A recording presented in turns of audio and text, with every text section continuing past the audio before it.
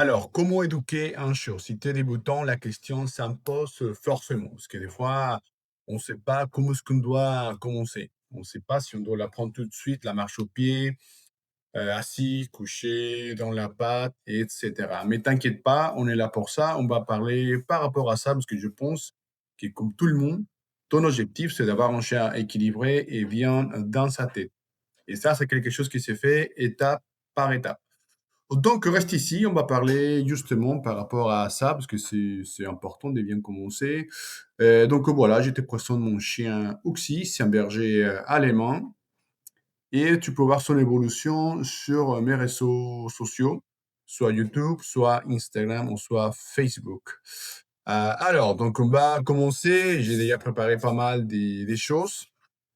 Alors, je reviens au même sujet de tout à l'heure. Assis, couché, dans la patte.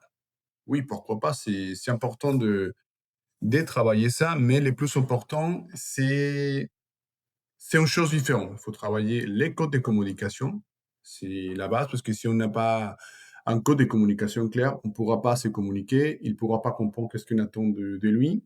Ensuite, la gestion d'émotions, comment est-ce qu'on va travailler la patience, la frustration, etc.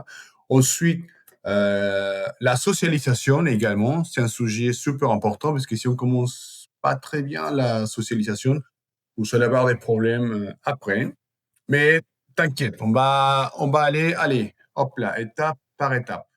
Donc, on commence avec un exercice, les codes de communication. Voilà. Alors, on va couper déjà les sons parce que sinon, ça va être impossible. Donc, avec un show, il faut qu'elle soit le plus simple pour lui. On ne peut pas aller dire assis dans la patte. Plus on va parler, moins il va comprendre. OK? Attention pour la récompense émotionnelle, on peut lui dire plein de choses. C'est-à-dire, si on le demande de venir et lui le fait, ça, on peut lui dire oh là là, c'est bien, t'es hyper mignon, c'est gentil, ouais, comme tu veux, parce qu'il entend la voix, l'intonation. Ça va les faire comprendre que, ah voilà, il vient de faire quelque chose qui lui plaît apparemment. Et donc, ça veut dire qu'il faut continuer. Si tu lui demandes plein de choses en même temps, allez, viens ici, on y va, au pied, ce sont des choses que forcément il ne comprend pas. Donc, qu'est-ce qu'il va faire? Il va bloquer, il va se dire, oh là là, il me demande des choses que moi, je n'arrive pas à comprendre. Donc, c'est niet, c'est non, je bloque, je n'écoute pas. Et c'est là qu'on commence à avoir des problèmes. Donc, les plus simples, pour l'instant, il faut travailler le non, la correction. Ça, tu n'as pas le droit de faire. Et son prénom. C'est vraiment les bases à travailler. Donc, comment est-ce qu'on va le travailler? Donc, ça, c'est la question, les amis. Ah, donc voilà, ça en fait, c'est une vidéo que j'ai fait avec une formation en ligne en espagnol que j'ai. Ensuite, j'ai la même en français. Si jamais vous voulez travailler vraiment, mais vraiment des A à Z, on a les modules des shows, éducation essentielle, le rappel, l'obéissance, etc. Bon, donc ça, c'est une vidéo que j'ai fait en espagnol. Donc, on va le faire maintenant en français. Donc, le nom. Comment est-ce qu'on doit travailler le nom? En plus, en bas, vous allez trouver justement le lien afin d'avoir accès à mes formations. J'ai oublié de vous dire. Donc, le nom. Comment est-ce qu'on doit travailler le nom? D'abord, il ne faut pas mélanger non plus. Si, comme mon chat s'appelle Uxi, il y a la mention, on dit uniquement Uxi. On ne dit pas je sais pas, une chose qui se ressemble. Non, il faut qu'elle soit tout le temps la même chose. Comme ça, il sait qu'on est en train de les parler à lui. OK?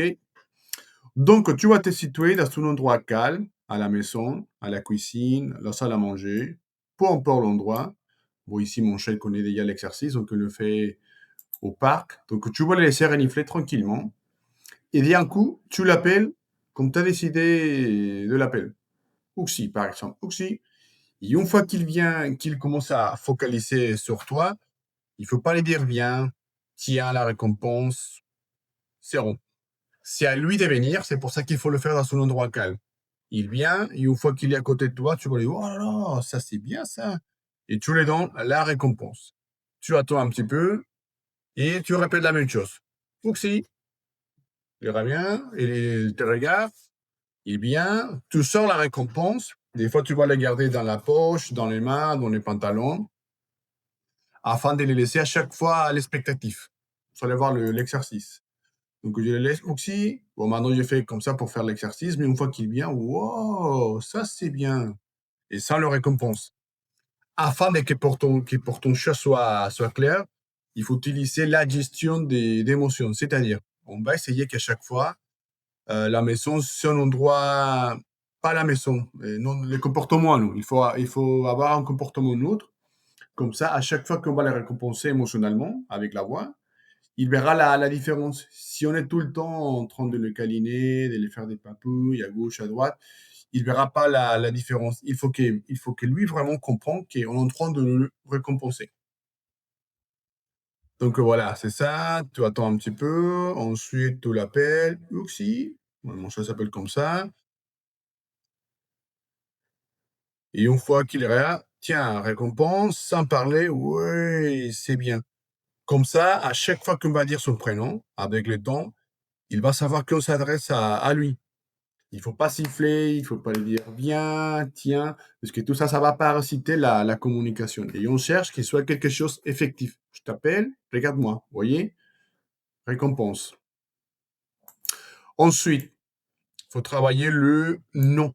Les choses qui vont nous aider énormément, ça c'est vraiment les clés, pardon, pour le faire comprendre que mordiller les mains, faire caca à la maison, c'est interdit, sauter sur les gens, ou plein de choses.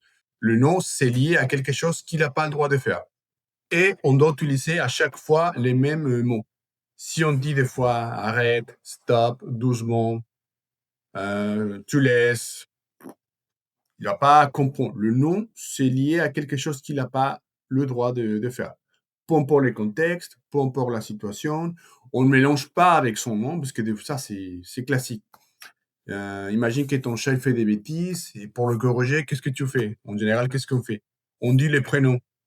Dans sa tête, c'est pas la correction. On l'appelle justement. Imagine que mon chat est en train de manger du caca par terre.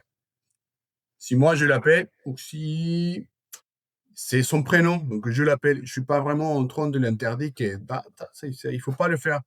Si mon chat fait quelque chose qui va pas, non, non, non, on va le corriger avec le nom. Et le nom dans sa tête, il faut que ce soit clair. Ah bah oui, le nom c'est lié à quelque chose que j'ai pas le droit de faire. Et ça, c'est un exercice qui se fait justement afin de que la communication soit efficace. Donc, on va se positionner, pareil, dans un endroit calme, dans un endroit qu'il connaît. On va laisser quelque chose par terre. Ici, j'ai laissé une boîte avec la nourriture. Et à chaque fois qu'il va essayer de l'attraper, on va lui dire juste non. Il ne faut pas s'énerver, il ne faut pas crier, il ne faut pas lui donner un coup avec la laisse comme ça. Donc, voyez, elle focalise, non, et on change de direction. On va essayer d'abord de ne pas utiliser la laisse. Donc, on va lui donner la chance, l'opportunité de s'arrêter pour lui-même. S'il ne le fait pas, comme vous voyez, ah maintenant, je bloque et on change de direction. Ça va vous aider aussi à travailler la frustration, les amis. Vous voyez encore, non, il n'écoute pas, je bloque, mais je ne m'énerve pas, je n'utilise pas la laisse pour le sanctionner. On utilise la laisse uniquement pour les bloquer. Et je vais te dire non, si tu n'écoutes pas, pac, je te bloque. Il ne faut pas s'énerver. On est en train de travailler un code de communication, les amis. Vous voyez, non, on ne s'énerve pas. Et si lui, s'il laisse la nourriture, on ne le récompense pas. Parce que non, c'est non. Non, c'est non. Parce que des fois, on a tendance à faire ça. Vous voyez? Bon, ici, j'ai resté comme ça pour voir s'il comprend. Non, non, non. Et je bloque. Comme je vous disais, des fois, on a la tendance je sais pas, si notre chef fait quelque chose qui va pas, et finalement, il écoute le non, et ça, on le récompense. Non, c'est non. Imaginez un enfant. Hé, maman, est-ce que je peux manger un morceau de chocolat? Non? Mais tiens un bonbon. Non, non, c'est non. Il faut que l'enfant soit capable de se dire, ah, tant pis, j'ai pas le droit de manger un chocolat à minuit, par exemple. Donc, c'est la même chose. Le non, c'est non. Et il faut travailler aussi la frustration, parce que si vous avez un chef qui ne gère pas la frustration, vous allez avoir des problèmes après. Il va essayer systématiquement, par exemple, d'aller voir ses congénères, et même si on lui dit non. Pourquoi? Parce qu'il n'est pas habitué à travailler la frustration. C'est ça. Faut pas s'énerver, il faut pas crier, il faut être cohérent. Le non à chaque fois qu'il va faire quelque chose interdit et avant, on travaille le non en parallèle à la maison afin que la communication soit fluide. Donc, alors ça, c'est ça les codes de communication. De toute façon, sur Hotmart, vous avez plein de modules afin de travailler, comme je vous disais, pas mal des sujets. Aujourd'hui, on va voir globalement. Alors, donc je suis perdu, d'accord. Donc, OK, donc ça, c'est les codes des communications. OK. Un sujet aussi qui pose beaucoup des problèmes, entre guillemets, c'est les mordiments. Allez, on va voir ça. Allez, tac, tac, tac. Donc, déjà, ça, c'est une chose qu'on ne corrige pas. C'est un comportement normal. C'est sa façon d'explorer, c'est sa façon de jouer, c'est sa façon de découvrir. Oh là là, les PC, bon, c'est pas grave. Alors, on va voir combien de batterie il reste. 6%, bon, ça va aller. Ah, donc oui, c'est sa façon d'explorer son environnement. Vous voyez, ça, par contre, on doit le canaliser. Donc, qu'est-ce qu'on va faire pour le canaliser? Il faut avoir un code de communication. À chaque fois qu'il va attraper les mains, les pantalons, etc., il faut lui dire non à chaque fois et il faut que le non soit clair dans sa tête. OK? Et aussi la récompense. Ouais, ça, tu as le droit. C'est la gestion d'émotions qu'on a parlé tout à l'heure. Ensuite, on doit utiliser un jouet ou quelque chose de spécial pour le canaliser et le faire comprendre qu'avec ça, il a le droit de jouer. Donc ici, on est en train de travailler un petit peu la frustration, vous voyez, histoire de monter la motivation. Ah, avec ça, tu as le droit de jouer. Une fois qu'il attrape, ouais, ça c'est bien ça, oh là là, pour le faire comprendre qu'avec ça, oui. Donc, une fois, vous allez voir, il va faire ses dents. Donc, on doit les proposer un os ou quelque chose, histoire de travailler la mastication. Il faut jamais jouer avec les mains, parce que sinon, c'est pas clair. On lui dit non, mais des fois, on joue avec les mains. Donc, ça c'est non. Jamais avec les mains. Ensuite, histoire de travailler aussi le code de communication, une fois qu'il va jouer avec son jouet comme ça, on va faire exprès de mettre la main dans sa gueule. Et une fois qu'il va nous mordre, on va lui dire non et c'est fini. On ne joue plus. C'est terminé. Comme ça, il va savoir que, ah, d'accord, j'ai pas le droit de mordiller les mains parce que sinon, on va pas jouer.